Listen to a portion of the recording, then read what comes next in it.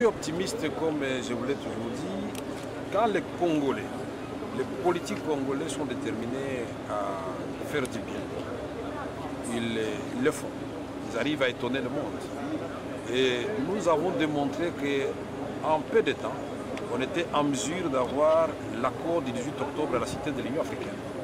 Mais nous-mêmes, nous avions, dans cet accord, à l'article 24, démontré que cet accord n'était pas totalement inclusif, parce qu'il y avait des composantes importantes qui n'étaient pas partie prenante.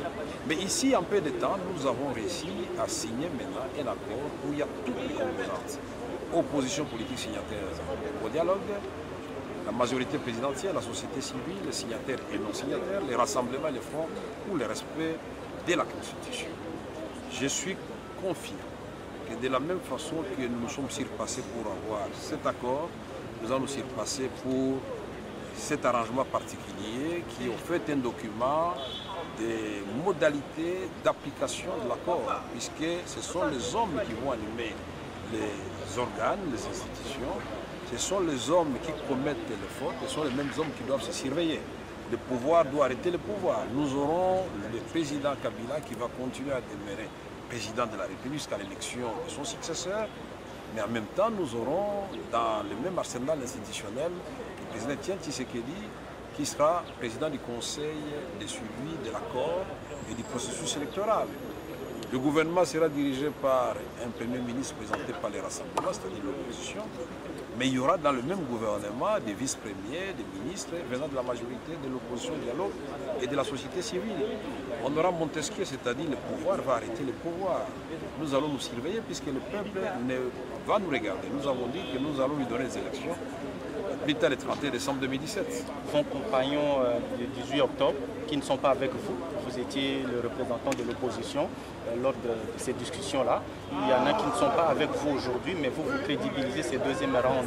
Il y a lieu de faire comprendre à tout le monde que effectivement ce deuxième accord est celui qui peut apporter le fruit que tout le monde attend.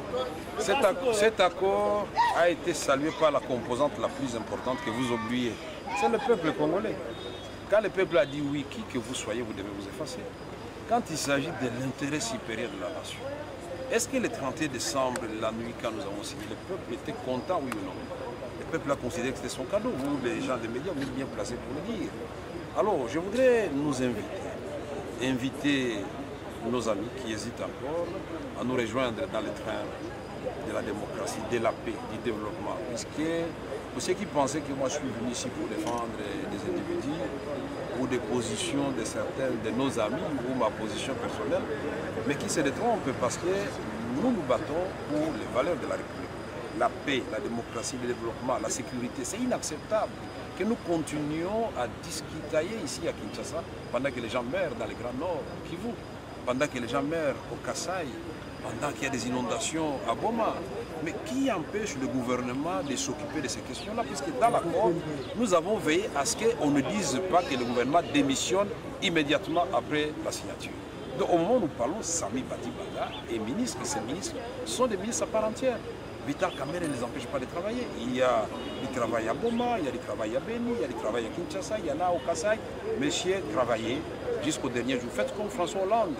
Il a dit qu'il ne sera pas candidat, mais va gérer la France juste à la dernière minute, quand son successeur va être installé. C'est comme ça les affaires de l'État. En 30 secondes, votre opinion en ce qui concerne la personne de Félix Tshisekedi comme candidat Premier ministre? Je ne suis pas du rassemblement et cette question, vous me la poserez quand nous allons discuter de tout cela. Mais chaque Congolais qui remplit les conditions, pour autant qu'il soit du rassemblement, peut prétendre être candidat Premier ministre. C'est ça les conditions que nous avons fixées. Mais pour le reste, je ne voudrais pas entrer dans les commentaires sur les personnalités, que je respecte en passant.